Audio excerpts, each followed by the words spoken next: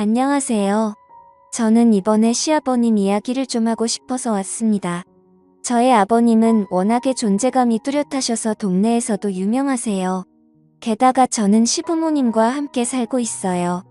28살에 30살 남자에게 속아서 결혼을 덜컥해버리고는 신혼집을 구하다가 결국 함께 살기로 했어요. 처음에 딱 3년만 지낼 생각으로 왔습니다. 그러다가 결혼 후 3년째 되던 애의 시아버님의 우는 모습을 보고서는 조금 더 지내게 되었고요. 사정이 있었어요. 일단 저는 아이가 둘 있습니다. 처새는 사내 아이고 이제 초등학교 3학년이 되었어요. 제 말은 죽어라 듣지 않습니다. 거에 풀어놓고 키우고 있고요. 둘째 아이는 딸아이예요. 이제 6살 되었고 정말 큰 애처럼 키우지 않으려고 교육 방법도 바꿔봤지만 결론은 유전자 문제 같았어요. 마음 비우고 삽니다. 자기 엄마 말은 죽어라 듣지 않는데 신기하게도 할아버지 말이면 잘 듣습니다. 특히 첫 아이는 지금까지도 자기 할아버지만 찾거든요. 저희 시아버님은 예전에 조선소에서 용접하는 일을 하셨다고 해요. 그래서 뉴스에 배만 나오면 항상 예전 이야기들을 자주 하십니다. 그래서 그런지 모든 일에 열정적이시고 마치 불꽃 같은 남자 같으세요. 동네마다 가벼운 옷차림에 이곳저곳 참견하시는 분 계시잖아요. 저의 아버님이 딱 그러십니다. 늘 입는 옷도 비슷하세요. 흰색 난닝구에 하늘색 나는 바지를 입고 다니시거든요. 예전에 지방에서 사실 때는 근처에 사람이 적어서 덜 하셨는데 아파트로 이사 오게 되시면서 주변의 사람도 늘고 참견할 일도 늘어서 그런지 결혼 초반에는 아버님 얼굴을 뵐 일이 드물었습니다. 엄청 바쁘셨거든요. 아파트 엘리베이터 점검할 때도 가셨고요. 외벽에 칠을 새로 한다고 할 때는 집에서 창문 열고 소리를 지르시면서 꼼꼼히 칠해야 한다고 하시더라고요. 그때마다 저희 시어머님은 기운이 뻗쳐서 그런다고 허공에 삽질하는 것도 아니고 참 쓸데없는 곳에다 힘을 쓴다고 절레절레 하셨어요. 저도 아버님의 기준이 있어서 절대 집안 살림에는 참견하지 않으셨어요. 만약에 조금이라도 잔소리를 하면 그날부터 시어머님은 밥을 차리지 않으셨거든요. 밥 잘 먹고 기운 뻗쳐서 저런다고 굶겨야 한다면서 밥을 엄청 부실하게 차려주신다네요. 몇 번 그렇게 맨밥만 드신 뒤로는 절대 집안일은 신경 안 쓰십니다. 저는 그 당시 직장 생활을 하고 있던 상황이라서 주말 말고는 함께 식사할 시간이 없었고 집에서는 잠만 자던 시기라 그런 일을 듣기만 했었어요. 문제는 제가 아이를 낳고 나서부터였습니다. 원래는 아이가 나오면 분가를 하려고 준비 중이어서 출산 후에 시댁에 잠시 머물다가 나가려고 했습니다. 그런데 집값 문제도 있고 아이도 많이 어려워서 조금씩 미루다가 집안이 뒤집히는 일이 생기게 되었어요. 그날 이후로 저는 분가 생각을 완전히 접었습니다. 24개월 되었을 때라 첫 아이다 보니 36개월까지는 무조건 제가 끼고 키우려고 했거든요. 직장도 관두고 아이만 봤는데도 어쩔 수 없었습니다. 오후 1시부터는 아이가 늘 낮잠을 자던 시간이라 잠깐 마트에 다녀오려고 했거든요. 그런데 집에는 아버님만 계셨던 상황이라 사실 많이 망설였었어요. 저의 아버님이 워낙 열정적이시잖아요. 그래서 주변 친구들이 나중에 아이 낳으면 손주 사랑이 엄청나서 저보고 힘들 거라고 사랑이 참견이 된다고 하던데 근데 신기하게도 전혀 그러지 않으시더라고요. 사내 아이는 손 많이 타면 약하게 큰다고 하시면서 자주 안아주지도 않으시고 조금 거리를 두셨어요. 그래도 일단 아이가 깨기 전에 후딱 다녀오자는 생각으로 아버님께 말씀드리고 마트에 갔는데 갑자기 전화가 와서 받아보니 아버님이셨습니다. 빨리 집으로 들어오라고 소리를 치셔서 무슨 일인가 싶었는데 근처에 아이 울음소리가 들리더라고요. 속으로 앞불싸하고 밀던 카트도 내팽개쳐놓고 집으로 달려갔어요. 도착해보니 아이는 정신없이 울고 있고 아버님은 앉지도 못하고 어찌할 바를 모르고 계셨고요. 이마가 다친 것 같았습니다. 그 당시 저희 집 소파가 쿠션만 있는 게 아니라 소파 트리나무 조각으로 된 거였어요. 거기에 찍었다고 하더라고요. 이마에 상처가 난 것 같았습니다. 근데 피도 나고 자꾸 붓고 무엇보다도 아이가 계속 심하게 울어서 걱정이 많이 되더라고요. 그래서 아버님과 함께 아이를 데리고 응급실에 갔습니다. 저도 그때 엄청 놀랐습니다. 첫 아이고 저렇게 우는데 어떤 엄마가 가만히 있겠나요? 근데 침착할 수밖에 없었습니다. 그게 저의 아버님 때문이었어요. 넋이 나간 표정으로 앉아 계셨는데 어찌나 놀라셨는지 손가락이 떨리는 게 눈에 보일 정도였습니다. 거기서 제가 더 놀라면 아버님이 큰일이 날 것 같았어요. 문제는 시어머님이셨습니다. 어머님은 곧장 병원으로 달려오셨거든요. 병원에 들어오시자마자 손주가 누워있는 걸 보시고는 그냥 바닥에 주저앉으셨고요. 우리 손주 잘생긴 이마가 왜 저렇게 되었냐면서 난리를 치셨습니다. 그 소리에 놀라 아이는 더 울고 그러자 시부모님들도 더 걱정하셨고요. 시아버님은 아이 손을 잡고 계셨는데 계속 손주에게 미안하다고 하셨습니다. 사실 아버님이 미안해하실 문제는 아닌데 저도 잘못이 있으니까요. 그런데도 자꾸 미안하다고 하셨어요. 시어머니는 그런 아버님 옆에서 아이가 나중에 바보 되는 거 아니냐면서 첫 아이인데 이걸 어쩌냐고 계속 걱정하시는 바람에 결국 아버님이 우셨습니다. 그때 아버님이 우는 모습을 처음 봤어요. 어머님은 아버님 옆에서 당신도 머리를 다친 거냐고 다 늙어서 왜 우냐고 소리치셨고요. 계속 아이 옆에 계시면 더 힘드실 것 같아서 밖에 대기실로 모시고 갔습니다. 그러자 아버님은 갑자기 기도를 하시면서 차라리 나를 데려가라고 하시며 우리 손주 아무 문제 없게 해달라고 기도를 하셨고요. 그때 처음으로 저희 시아버님의 손주 사람이 정말 대단하다는 걸 알게 되었어요. 근데 또 어머님이 아버님 옆에서 같이 기도하시면서 그러라고 차라리 이 사람을 데려가라고 아주 대놓고 기도하시더라고요. 물물교환도 아니고 그 와중에도 웃음이 났었네요. 다행히 아이는 아무 문제가 없었습니다. 처음 경험해보는 통증이라 아이가 많이 울 수도 있다고 했고요. 산에 아이 키우다 보면 어디까지는 건 일상이라서 괜찮다고 하더군요. 남편도 도착해서 와 있었고 아이는 점점 진정이 되었는데 저희 아버님은 계속 손을 떨고 계셨습니다. 오시는 내내 그러셨어요. 아버님은 다음날 바로 거실 소파를 다 버리셨습니다. 쿠션만 있는 소파로 바꿔버리셨고요. 집안 구석구석 날카롭거나 모난 곳은 다 스펀지를 붙이셨어요. 그날 이후부터 아버님이 완전히 달라지셨습니다. 정말 손주 사랑이 엄청나신 분이 되셔서는 조금이라도 아이가 이상한 행동을 하면 본인이 걱정하시고요. 제가 그것 때문에 아이에게 지금까지도 공부 잔소리를 못합니다. 공부 때문에 혼을 내면 아이가 아니라 아버님이 옆에서 엄청나게 걱정하시거든요. 게다가 저희 아이는 언어 발달이 좀 느렸어요. 원래 24개월 정도면 말도 따라하고 그런다는데 저희 아이는 36개월이 지나서야 말을 했습니다. 그것 때문에 아버님이 아이 옆에 붙어서 한글 공부도 해주시고 책도 읽어주시고 친엄마도 못하는 것들을 정말 지극정성으로 해주셨습니다. 다만 아이가 처음 말을 하게 되었을 때 저희 어머님에게 할머니가 아니라 할맘 이랬거든요. 아마 할망구 소리를 자주 들어서 그런 것 같았어요. 아버님의 손주 사랑은 동네에서도 유명했습니다. 어딜 나가는 손주와 함께 나가셨고요. 어린이집도 아버님이 직접 데리고 갔다가 마중도 나가셨습니다. 저희 아이가 어린이집에 적응을 잘못해서 처음에는 엄청 울고 할아버지를 찾았다고 해요. 원래 다 그런 단계를 겪으면서 적응한다고 합니다. 문제는 저희 아버님도 적응을 못하셔서 우는 손주를 외면하고 우는 게 너무 힘드셨다고 해요. 과감하게 등을 돌리고 와야 한다고 말씀을 드려도 손주가 울면 같이 눈시울이 붉어지셨습니다. 그러다 나중에는 접이식 의자를 들고 다니시면서 손주를 보내놓고 어린이집 앞에 앉아 계셨어요. 거기 앉아 계시면 저희 아이가 어린이집에서 놀다가 창밖으로 할아버지가 있나 없나 찾아본다네요. 그때 아버님이 앉아 계신 걸 보면 활짝 웃는데요. 그때 손주가 웃는 걸 한번 보신다고 거기 그렇게 몇 시간을 앉아 계시다가 우셨습니다.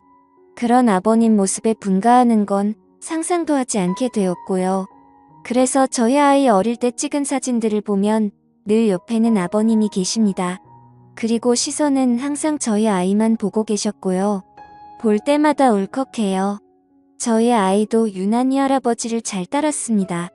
항상 아이 방에서 재우고 나오면 나중에 아침에는 할아버지 옆에서 자고 있더라고요. 왜 그런가 알아봤는데 밤에 화장실 가고 싶어서 일어나면 무조건 할아버지에게 간다네요. 그럼 또 아버님이 일어나셔서 손주 데리고 화장실 가셨다가 다시 재우신다고 하셨어요. 그렇게 저는 둘째도 낳았고 이쁜 딸아이를 낳았어요. 둘째 손주도 이뻐해 주시긴 했지만 그래도 첫째한테 정말 남다른 애정을 쏟아주셨습니다. 처사이는 거의 아버님이 키우신 것 같아요. 그러다 저희 아이가 유치원에 다니게 되었을 때 한 번 난리 났었습니다. 그땐 저도 화가 많이 났고요. 유치원에 다니고 나서부터 사실 좀 걱정이 되었습니다. 조부모 손에 자란 아이들이 많이 싸운다고 들었는데 오냐오냐 하며 자라면 특히 그런다고 했습니다. 저희 아들 경우에는 조부모 손에 큰 게 아니라 그냥 품속에 있다가 유치원에 간 거잖아요. 만약 그 말이 사실이면 얼마나 많이 싸우겠나 싶었습니다. 그래서 저는 늘 아들에게 절대 싸우지 말라고 차라리 맞고 다녀도 되니 절대 때리지 말라고 심심당부했고 매일 아침마다 싸우지 말라고 이야기했습니다. 그런데 한 달쯤 지나자마자 유치원에서 전화가 오더니 저희 아들이 싸웠다고 하는 겁니다. 그때 정말 가슴이 철렁 내려앉았습니다. 올 게 왔구나 싶었어요. 대부분 자기 아이 걱정부터 한다는데 저는 무조건 상대 아이는 어떠냐고 물어봤습니다. 저희 아이가 할아버지의 사랑 때문에 덩치가 좋았거든요. 상대 아이는 상처가 없는데 그 아이가 저희 아이를 물었다고 했습니다. 그래서 팔에 물린 자국이 있다고 하더라고요. 저는 오히려 마음이 편해지더군요. 그래서 괜찮다고 이야기하고 그날은 제가 아이를 데리러 갔어요. 보니까 활짝 웃고 다 좋아 보이는데 팔뚝에 이빨 자국이 크게 나 있더라고요. 저도 부모인지라 상처를 보니 화가 좀 나긴 했는데 제 아들이 물었으면 자국 수준으로 안 끝났을 거라 차라리 다행이라 생각하고 집에 왔습니다. 집에 오면서 또 심심당부했어요. 절대로 할아버지에게 싸웠다고 이야기하면 안 된다고, 특히나 물렸다는 소리는 무조건 하면 안 된다고 했습니다. 최대한 상처를 가리려고 긴 팔을 입히고 반창고로 가렸거든요. 아이에게도 심심당부했고요. 근데 아버님은 귀신같이 아시더라고요. 참 신기했네요. 아이가 노는 모습을 보시다가 팔을 왜 그렇게 움직이냐고 하시며 아이에게 다가가셨습니다. 그러면서 팔을 걷어붙이고 붙인 밴드도 떼어버리시더라고요. 그리고는 아이 머리카락 사이사이를 보면서 다른 상처 자국이 있나 살펴보셨습니다. 사실 그건 저도 안 했던 건데 아버님이 다 살펴보시더라고요. 머리카락부터 발가락까지 아주 자세히 보시더니 그제야 아버님이 어디서 물렸냐고 친구랑 싸운 거냐고 물어보시더라고요. 저는 너무 놀랐네요. 아이는 저를 한번 쳐다보다가 할아버지를 보다가 번갈아 가며 쳐다보다가 그냥 방으로 뛰어들어갔고 아버님은 아무렇지도 않게 TV를 보시더라고요. 아버님은 별다른 반응이 없으셔서 오히려 제가 물어봤어요. 크게 물린 것도 아니니 너무 화내지 마시라고 했습니다. 근데 아버님은 괜찮다고 하셨어요. 아이들끼리 싸우건데 어떠냐고, 그리고 원래 지는 쪽이 악에 받쳐서 무는 거고 물린 쪽이 이긴 거라며 웃으시더라고요. 그래서 괜찮다고 하셨습니다. 다음 날은 아버님이 아이를 데리고 유치원에 가셨어요. 그런데 돌아오실 시간인데 늦으시더라고요. 거의 점심시간이 다 돼서 들어오셨어요. 표정이 엄청 어두워 보이셔서 무슨 일이 있었는지 여쭤봤습니다. 어제 그 싸웠다는 애 엄마를 만난다고 하시더라고요. 그래서 늦었다고 하시면서 손주를 유치원에 보내고 혹시나 해서 예전처럼 그 유치원 앞에서 계속 있으셨대요. 아무래도 손주가 물리고 와서 걱정되셨겠죠. 근데 문제는 어떤 엄마가 아이랑 같이 들어오더니 딱 봐도 화가 잔뜩 난 표정이었답니다. 그래서 유치원 가까이 가보니 저희 아이랑 싸웠던 아이의 엄마였던 거예요. 거기서 막 소리를 지르고 난리를 쳐서 아버님이 가서 이야기를 한참 나누셨다고 합니다. 좋게 이야기하고 사과도 하셨다네요. 그래서 사과는 왜 하셨냐고 우리가 사과받아야 정상 아니냐고 여쭤봤는데 약간 미친 여자 같아서 그냥 사과하고 끝났다고 하시더라고요. 서로 자식 교육 잘하기로 했다면서 그렇게 말씀하시고는 방으로 들어가 버리셨습니다. 저는 뭔가 계속 찜찜했어요. 그래서 그날 아이 데리러 제가 갔습니다. 유치원에 가서 제가 그랬어요. 아까 아침에 저희 아버님과 무슨 이야기를 했냐고 물어봤어요. 상대방 엄마가 화가 많이 났다고만 이야기하더라고요. 아니 물린 쪽은 우리 아이인데 어처구니가 없잖아요. 그래서 아니 할 말 있으면 애들 다 있는 유치원에서 그러지 말고 나한테 직접 전화하라고 내가 엄마니까 연락하라고 했어요. 그러면서 제 전화번호를 알려주라고 하고 왔습니다. 그리고 그날 저녁에 정말 제 핸드폰으로 전화가 오더라고요. 근데 웬 남자 목소리가 나더라고요. 저보고는 그 아이 할아버지라고 하시면서 저에게 대뜸 자식 교육 똑바로 하라고 소리를 치는데 어이가 없었습니다. 그래서 일단 참고 듣다가 애 엄마를 바꿔달라고 했어요. 그 여자가 받자마자 누군 아빠 없냐고 하더니 저에게 막 싸붙이더군요. 그래서 혹시 시아버님이 무슨 말 실수를 하셨나 싶어서 그날 아버님이 무슨 이야기를 했냐고 물었어요. 근데 사과만 하셨다네요. 나이 많은 사람이 사과하면 그냥 곱게 넘길 줄 알았냐고 그러더라고요. 그때 뚜껑이 열리더라고요. 물린 건 우리 아이인데 딱 봐도 아버님이 잘 넘기려고 사과하신 건데 그때 내가 있었으면 어림도 없었다고 했습니다. 한번 상처난 곳 사진 찍고 일 키워볼까요? 라고 소리를 질렀습니다. 그러자 다시 남자 목소리가 나더니 저보고 말 가려서 하라고 또 막 소리를 치는 겁니다. 자꾸 저에겐 아이가 어쩌고 하면서 뭐라고 훈계를 하길래 누군 아버지 없습니까? 우리 아버님은 조선소에서 용접하던 상남자인데 바로 바꿔드렸죠. 근데 그때 제가 참았어야 했어요. 일이 걷잡을 수 없게 커졌거든요. 아버님은 전화를 받자마자 거의 전화기를 씹어드실 정도로 소리를 지르셨어요. 그러다가 대뜸 그럽시다. 만나서 이야기하자고 하더니 전화를 끊으시더라고요. 속으로 와 진짜 큰일이 났구나 싶었네요.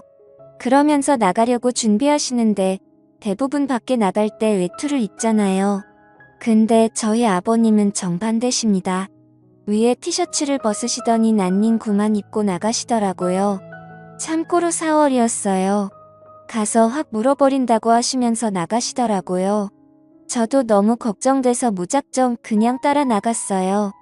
유치원 건물 앞에서 만나기로 하신 것 같더라고요. 그쪽도 애 엄마랑 할아버지랑 둘이 나왔더라고요. 만나자마자 그쪽 할아버님이 저에게 자식을 어떻게 키웠냐고 소리를 쳤고 아버님이 그때 폭발하셨고요. 우리 손주가 뭘 어떻게 컸는데 그러냐고. 사실 저희 첫째는 아버님 이거에 키우다시피 하셨잖아요. 엄청 화가 날 만도 하셨죠. 물린 건 우리 손주인데 우리한테 뭐라고 하냐면서 따지자 상대의 엄마가 자기 아이가 겁이 나서 물었다고 제 아들이 덩치가 커서 다른 아이들에게 겁을 준다고 하더라고요. 그날도 제 아들이 싸운 게 아니라 다른 애들 싸움을 말렸다고 해요. 제가 늘 싸우지 말라고 싸움은 안 좋은 거라고 귀에 못이 박이도록 이야기를 해서 본인만 안 싸우면 될 것을 다른 애들이 싸우는 것도 말리려고 했나 보더라고요. 덩치 좋은 애가 나서서 하지 말라고 하니 제 아이 팔을 물어버린 거고요. 그렇게 어르신 두 분이 서로 소리를 지르고 있는데 갑자기 그쪽 애 엄마가 저희 아버님에게 왜 했던 말을 계속하냐고 물린 이야기를 몇 번째 하냐면서 물린 게 중요한 게 아니라 겁을 느꼈다니까요.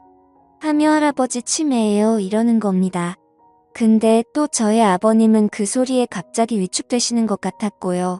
순간 제가 눈이 확 돌아버렸어요.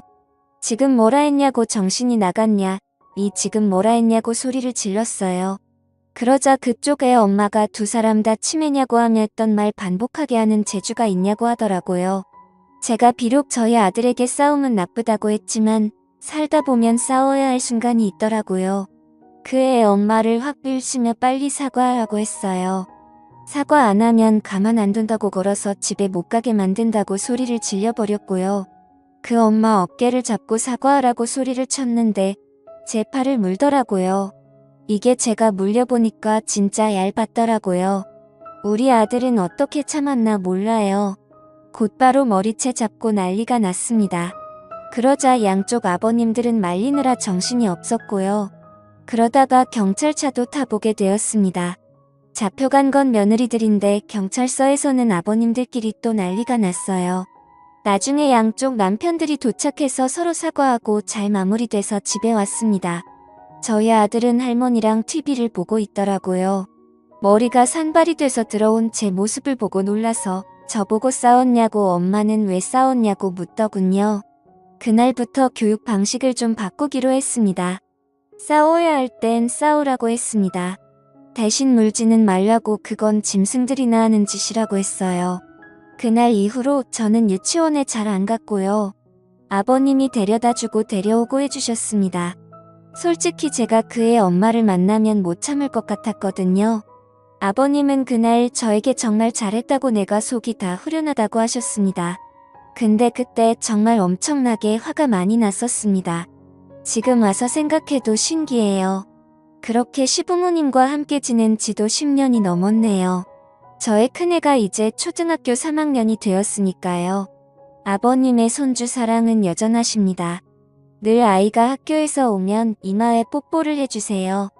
예전부터 지금까지도 다른 곳이 아닌 이마에 하십니다. 그때 생긴 상처가 거기에 있거든요. 그 상처에 뽀뽀를 해주시면서 늘 가슴 아파하십니다. 엄청 작은 상처인데 그게 눈에 밝히셨나봐요. 제 아이도 할아버지에게 오면 이마를 갖다 댑니다. 제가 직접 낳은 자식인데도 가끔은 싫을 때도 있고 미울 때도 있는데 어쩜 저렇게 한결같이 손주를 이뻐해 주시는지 가끔은 제 아들이 부러워기도 해요. 제가 이 글을 쓰게 된 이유가 옷장 정리하다가 생각나서 썼거든요. 아버님 옷장을 보니 외투가 많아졌더라고요. 그래서 마음이 좀 무겁네요. 예전에는 난닝구의 하늘색 반바지 한 벌이면 봄, 여름, 가을은 끄떡없이 쉬었는데 그러고 보니 요즘은 난닝구만 입으신 적이 없네요. 그것도 이제 알았네요. 시간이 많이 흘렀습니다. 저도 시아버님 덕분에 경찰서도 가보게 되고 그 이후로는 절대 그런 일은 없었지만 참 많은 일이 있던 것 같습니다. 어쩌면 그때 저희 아이가 이마를 다치지 않았다면 이런 추억은 없었겠죠. 저희는 분가했을 테니까요. 그러고 보면 정말 소중한 상처인 것 같습니다. 나중에 제 아들이 더 커서 교복을 입고 군복을 입고 양복을 입을 때까지 아버님이 제 아들 곁에 오래오래 계셨으면 좋겠습니다. 이마에 뽀뽀도 해주시고요. 제가 준비한 이야기는 여기까지입니다. 아버님의 손주 사랑이 너무 크고 넘쳐서 그 사랑이 온 가정에 다 스며든 것 같습니다. 참 따뜻하네요. 사랑이 아무리 따뜻해도 난닝구만 입으시면 안 됩니다. 외투 많으시다니 다행이네요. 오래오래 손주 곁에서 건강하게 더 행복하게 지내셨으면 좋겠습니다. 감사합니다.